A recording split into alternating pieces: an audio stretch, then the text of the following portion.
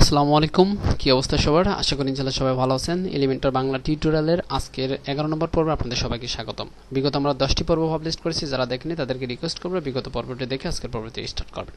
তো আজকে মূলত আমরা রেসপন্সিভ বিষয়টা নিয়ে কথা বলবো। আমরা এ টু জেড সবকিছু আমরা মনে হয় বলে দিয়েছি, সব বিষয়টা আপনাদের এক কথায় একটা স্টুডেন্টের জন্য যে বেসিক বিষয়টা, বেসিক থেকে অ্যাডভান্স এলিমেন্টের জন্য যা যা প্রয়োজন আমি সব কিছু দেখিয়ে দিয়েছি। কোথায় প্লাগইনটা পাবেন, কীভাবে প্লাগইনটা অ্যাক্টিভ করবেন, কীভাবে ম্যানুয়ালি পেজটা ডিজাইন করবেন, ইভেন ডেমো ইনপুট করে কীভাবে এডিট করবেন, ঠিক আছে। তারপর কন্ট্যাক্ট ফ্রম 7 কীভাবে অ্যাড করবেন, তারপর অপাসিটি হেডার কীভাবে দেবেন, ভিডিও অডিও অর্থাৎ কন্টেন্টগুলো কীভাবে মেনটেন করবেন, এই বিষয়গুলো সমস্ত কিছু আমি স্টেপ বাই স্টেপ বলে দিয়েছি। তো আজকের পর্বে আমরা খুব ইন্টারেস্টিং এবং ইফেক্টিভ এবং গুরুত্বপূর্ণ একটা পর্ব, সেটা হলো রেসপন্সিভ। কারণ প্রত্যেকটা ক্লায়েন্টের ফার্স্ট রিকোয়ারমেন্ট থাকে রেসপন্সিভ, সেকেন্ড রিকোয়ারমেন্ট থাকে যে এসইও ফ্রেন্ডলি করার জন্য, আর থার্ড রিকোয়ারমেন্ট থাকে যে আপনার ওয়েবসাইটটাকে যাতে স্প্রিট অপটিমাইজ থাকে। তো প্রত্যেকটা ক্লায়েন্ট এই বিষয়টা বেশি প্রেফার করে, বেশি প্রায়োরিটি দেয় তার প্রজেক্টের ক্ষেত্রে, ঠিক আছে। তো এই জন্য আপনাকে রেসপন্সিভ বিষয়টা খুব লক্ষ্য রাখতে হবে। তো আমি আজকে রেসপন্সিভ প্রসেসটা দেখাবো। তো রেসপন্সিভ দেখানোর জন্য জাস্ট আমাদের হোম পেজ থেকে আমি একটা পেজে দেখাবো, জাস্ট অনলি ওয়ান পেজ। আপনারা বাদ বাকি পেজগুলো সেম প্রসেসে সেম ওয়েতে কাজটা সম্পূর্ণ করতে পারবেন। ক্লিয়ার? ওকে, তাহলে আমি কি করব, এই হোম পেজের ভিতরে আমাদের এই এলিমেন্টরটা এনেবল করব।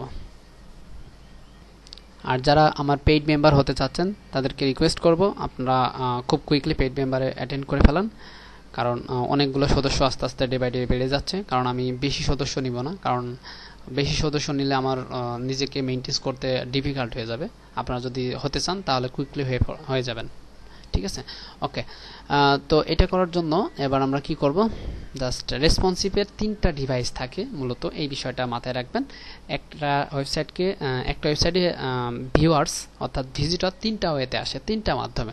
ফার্স্ট আসবে আপনার কম্পিউটার ডিভাইসের মাধ্যমে, যদি আসে সেকেন্ড স্টেপে আসবে মনে করেন যে ট্যাবলেট, অনেকের ট্যাব আছে, ট্যাবের মাধ্যমে। আবার বেশি ইউজার আসে সব থেকে বেশি ফোনের মাধ্যমে। তো এই জন্য ক্লায়েন্টরা বেশি ফোন ডিভাইসটাকে রেসপন্সিভের ক্ষেত্রে বেশি প্রায়োরিটি দেয়। তো আমরা 3টা ডিভাইসে কাজ করাটা দেখব। তো অলরেডি আমাদের ডেস্কটপ ডিভাইসে হয়ে আছে, এই দেখেন ডেস্কটপ ভিউতে আমাদের ওয়েবসাইটটা অলমোস্ট ডান রেসপন্সিভের ক্ষেত্রে। ক্লিয়ার?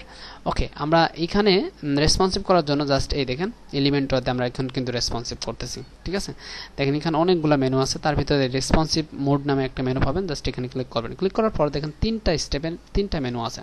প্রথমে ডেস্কটপ ডিফল্ট প্রিভিউ, যা অলরেডি অলমোস্ট ডান। সেকেন্ড স্টেপে ট্যাবলেটে আমি যদি ক্লিক করি, দেখেন আমাদের ট্যাবলেটের অবস্থায়, ঠিক আছে। এই দেখেন ট্যাব অবস্থায়, যদি এখানে স্টিক হেডার ট্যাব অবস্থায় মেনুটা এইভাবে থাকতেছে। তো আমরা এখানে একটা কাজ করতে পারি, আমাদের হেডারে যাই। আমার হেডারের যে কন্টেন্টগুলো আছে, অর্থাৎ এই যে হেডারের যে কন্টেন্টগুলো, সমস্ত কন্টেন্টগুলোকে আমরা অ্যালাইনমেন্ট মিডল করে দিই। আমরা সেটা দেখে আসি কিভাবে করতে হয়। তাহলে আমাদের এই যে এখানে ট্যাবলেটের যে প্রবলেমটা দেখতেছেন না, দেখেন মেনু উপরে, এটা নিচেই, এটা আবার নিচেই। এই প্রবলেমটা ফিক্সিং করার জন্য আমরা চলে যাব টেমপ্লেটে, যে আমরা থিম বিল্ডারে চলে যাব। থিম বিল্ডারে আসার পর আমাদের হেডারটাকে এডিট করব। এডিট করার পর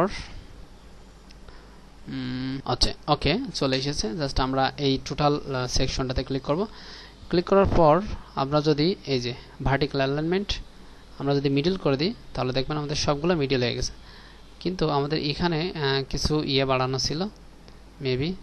আচ্ছা দেখে আসি স্টাইলে, এই যে এখানে এটাকে আমরা 0 করে দিতে পারি, এটাকে 0 করে দিতে পারি, ঠিক আছে। ইভেন আমরা একটু কমায় বাড়ায় দিতে পারি এখান থেকে একটু। তো এটা না, এখানে এটাকে একটু কমায় বাড়ায় দিতে পারি। ওকে, দেওয়ার পর এটাকে আপডেট করি। করার পর আমি যদি এখানে এটা আপডেট হয়ে যাওয়ার পর এখানে সে একটা রিলোড দিই, তো এখানে সে একটা রিলোড দিই সরি, তাহলে দেখবো যে আমাদের এটা অলরেডি এখানে মিডল হয়ে যাবে সবকিছু। হ্যাঁ, তো দেখেন রিলোড সম্পূর্ণ হয়েছে। আবার যদি আমরা রেসপন্সিভ ট্যাবলেটে চলে যাই, তাহলে দেখবেন এগুলো সব মিডলে চলে এসেছে। যদি না আসে তাহলে আমরা এখান থেকে এটাকে এডিট করতে পারবো। তো আমরা হেডারটাকে আগে প্রথমে রেসপন্সিভ করি। আমরা হেডারে চলে আসলাম, আমরা আবার টেমপ্লেট থেকে কিন্তু হেডার অপশনে, আমরা এটা কিন্তু ফুল হোম পেজ, আর এটা শুধু স্পেসিফিক হেডার। তো এখানে আমরা ট্যাবলেট ভিউতে ক্লিক করি। ক্লিক করার পর এই যে আমাদের এটাকে মেনুটাকে আমরা যদি একটু নিচে নিয়ে আসি, কিংবা এটাকে উপরে উঠাই দিই, আমরা যদি সার্চ আইকনটাকে উপরে উঠাই দেব। হ্যাঁ, অ্যাডভান্সের থেকে আমরা যদি এটাকে মার্জিন টপ এখানে 10 পিক্সেল দিই, আমরা অন্যগুলোতে রাখবো না, এটাকে আনলিঙ্ক করে দিই, এখানে জাস্ট 10 করে দেব। এবার মেবি আমাদের এটা সমান তালে আছে। হ্যাঁ, এটাকে আপডেট করে দিলে আমরা এই হোম পেজে এসে এটা কিন্তু দেখতে পাবো। প্রথমে আমরা হেডার আর ফুটারটাকে রেসপন্সিভ করব। ক্লিয়ার? আমি আবার বলতেছি, প্রথম আপনারা হেডার আর ফুটারটাকে রেসপন্সিভ করবেন। এই যে হেডার আর ফুটারটাকে আমরা পেজটাকে পরে রেসপন্সিভ করতেছি, পেজটা থাক আমাদের এই পেজে, পেজটা এইভাবে থাক। হ্যাঁ, আমরা কিন্তু হেডারে আছি, এখন হেডারটাকে রেসপন্সিভ করতেছি। ক্লিয়ার? তো আমরা ট্যাবলেটে এই অবস্থা শো করবে আমাদের সাইটটা। আমরা যদি মোবাইল ফোনে প্রিভিউতে যাই তো দেখেন অনেক বড় আকারে শো করতেছে। তো এটা আমরা এক কাজ করতে পারি, আমরা জাস্ট এই যে এখানে মাউসের কার্সার রাখলে এখানে একটা এডিট কলাম, টোটাল কলামটাকে আমরা যদি 50-50 করে দিই, আমরা যদি 50 করে দিই, এবার সে 50-তে লোগো থাকবে আর এই পাশে 50-তে মেনু থাকবে। ঠিক আছে? ইভেন আমি যদি এই 50 ভিতরে 25 মেনু রাখি আর 25 সার্চ আইকন রাখি, তাহলে 50-50 এভাবে থাকলো। এই দেখেন, আবার লোগোটাকে আমি আরেকটু কমাতে পারি, সেটা হলো আমি 35 করতে পারি। আর সার্চ আইকনটাকে এখানে আমি যদি কত করলাম, টোটাল কিন্তু 100, এখানে 35 করলাম। আর এখানে কত করেছি, 25, 35 আর 25 কত হচ্ছে, 35 আর 25 40, 50, 60, আর তাহলে এখানে 40 বাকি থাকতেছে। আমরা যদি এখানে 40 করে দিই, টোটাল যদি এখানে 40 করে দিই, তাহলে এটা এইভাবে সুন্দর দেখা যাবে। তাহলে দেখছেন আমাদের কত সুন্দর চলে আসতেছে, মেনু আইকনে যে ক্লিক করলে এইভাবে শো করতেছে। ওকে, তো এইভাবে শো করতেছে, কিন্তু এখানে খুব ডিসগাস্টিং দেখা যাচ্ছে। আমি যদি এটাকে টোটালটাকে যদি এখানে কিছু না দিই, তাহলে কিন্তু নিচে চলে আসবে।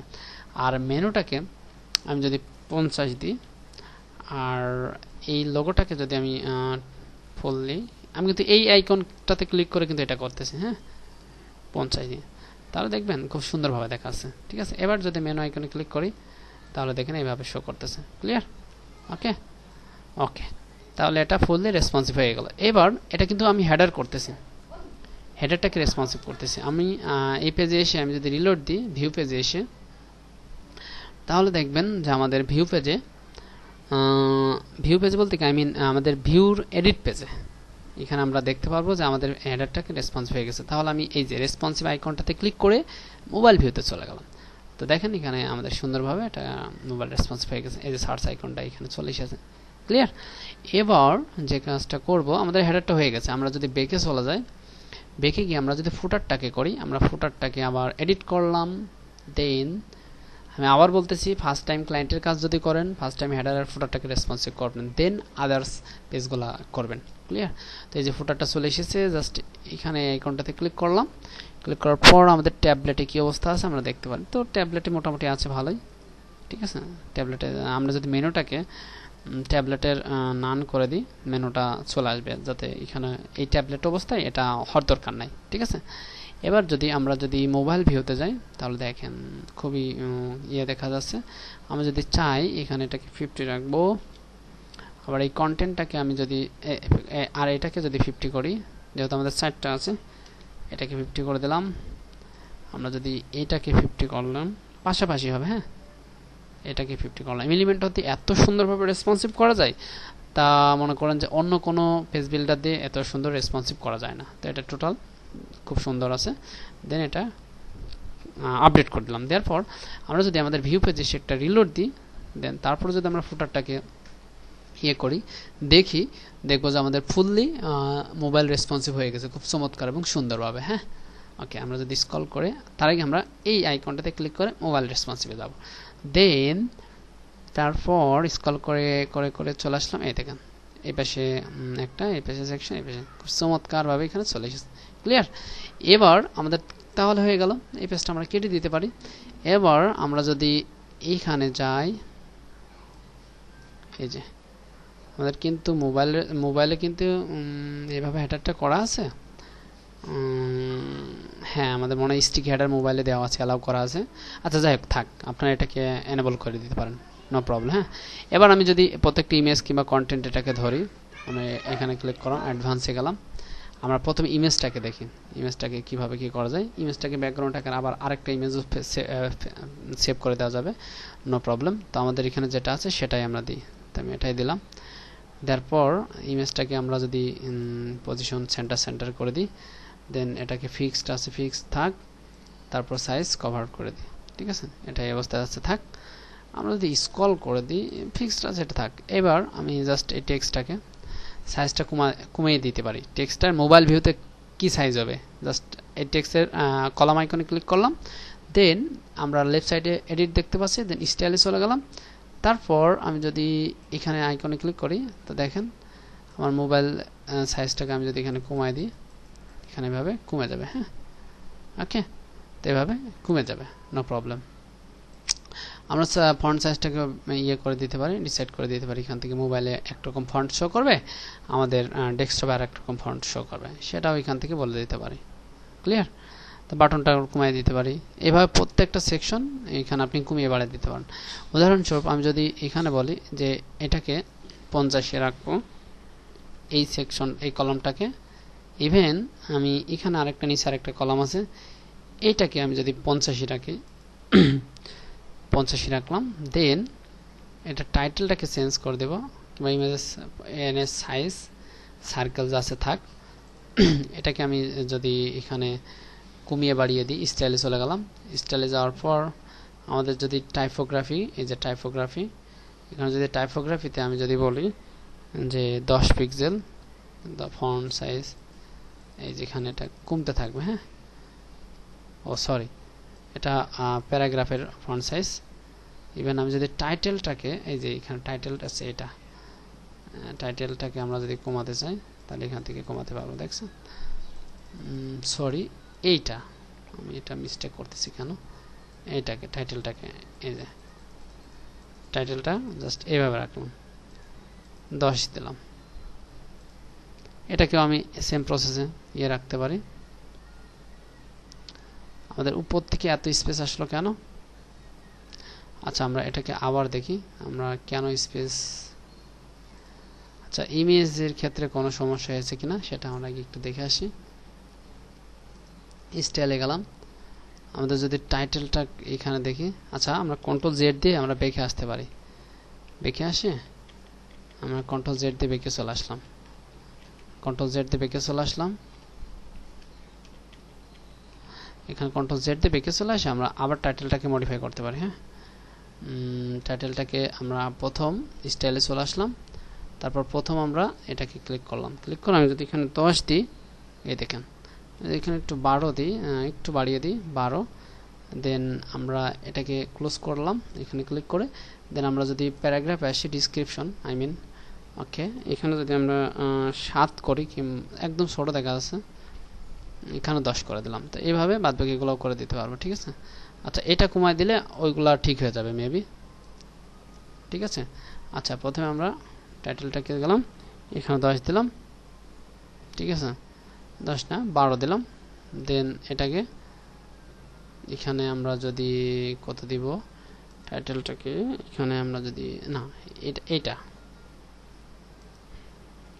ওকে, দেখেন এটা টোটাল সমান তাল হয়ে গেছে। আমি যদি এখানে 12 দিই, আচ্ছা 10 থাক, ওকে, দেখেন এটা সমান তাল হয়ে গেছে। হ্যাঁ, এটা শুধু মোবাইল ডিভাইসের ক্ষেত্রে।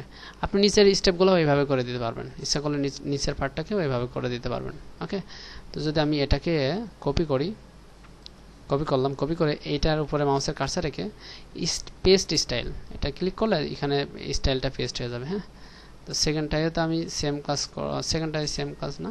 আচ্ছা আমার যেহেতু 3টা কলাম, নিচের কলামটা এইভাবে থাক আর 2টো উপরে কলাম এইভাবে দিলাম, তাহলে খুব চমৎকার দেখা যাবে। ঠিক আছে, তো এইভাবে নিচের স্টেপগুলো প্রত্যেকটা ইমেজ, প্রত্যেকটা টাইটেল আপনি আপনার প্রয়োজন অনুযায়ী কলাম দিয়ে বিভক্ত করে দিতে পারবেন। ক্লিয়ার? ওকে, তাহলে আশা করি বুঝতে পারছেন কিভাবে রেসপন্সিভ করবেন। রেসপন্সিভ করাটা খুবই গুরুত্বপূর্ণ। আপনারা আপনাদের সাইটগুলো রেসপন্সিভ করে আপনারা ক্লায়েন্টের কাজ ডেলিভারি দিবেন, আদারওয়াইজ কিন্তু ডেলিভারি দিবেন না। আমি যে স্টেপগুলো ভিডিওর ভিতরে দেখেছি প্রত্যেকটা স্টেপ A to Z আপনার ক্লায়েন্টের রিকোয়ারমেন্ট অনুযায়ী করে দেন তারপর ডেলিভারি দেবেন। তো এই সিরিজ টিউটোরিয়াল এখানে আমি শেষ করব, আর হয়তো বা এটার উপর ভিডিও মেক করব না। যদি কোনো রিকোয়েস্ট পাই, দেখা যাচ্ছে যে এই সিরিজের ভিতরে অনেকগুলো প্রবলেম ফেস করতেছে সবাই, তার উপরে ডিপেন্ড করে হয়তো একটা ভিডিও বানাতেও পারে, কিন্তু না বানানোর সম্ভাবনাটাই বেশি। আমরা নেক্সট সিরিজে আমরা ই কমার্স ওয়েবসাইটটাকে ই কমার্সে ডেমো ইনপুট করব 3টা ওয়েবসাইটের 3টা থিমের। এবং সেই থিমগুলো আমি থিম ফরেস্ট থেকে ডাইরেক্টলি ডাউনলোড করে আপনাদেরকে ডেমো ইনপুট করে দেখাবো কিভাবে কি কাজ করতে হয়। আপনাদেরকে খুব চিপ রেটে ওই থিমগুলো আমি আমার ওয়েবসাইটের মাধ্যমে প্রোভাইড করব। ঠিক আছে, ওকে। তাহলে আজকে অনেক কথা বললাম, অনেক কিছু দেখালাম। তো আজকে এই পর্যন্তই। আমার জন্য অবশ্যই দোয়া করবেন, ভালো থাকবেন। আর যদি ভিডিওগুলো ভালো লাগে অবশ্যই লাইক কমেন্ট শেয়ার বন্ধুদের সাথে করবেন। ওকে, আসসালামু আলাইকুম ওয়া রাহমাতুল্লাহ।